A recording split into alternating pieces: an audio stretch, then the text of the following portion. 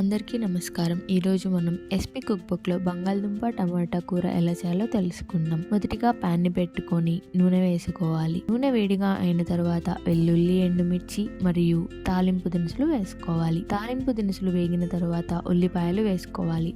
ఉల్లిపాయలు త్వరగా వేగడం కోసం చిటికెడు ఉప్పు వేసుకోవాలి. టమాటా ముక్కలు వేసుకోవాలి. టమాటాలు మెత్తబడిన తర్వాత అల్లం వెల్లుల్లి పేస్ట్ వేసుకోవాలి.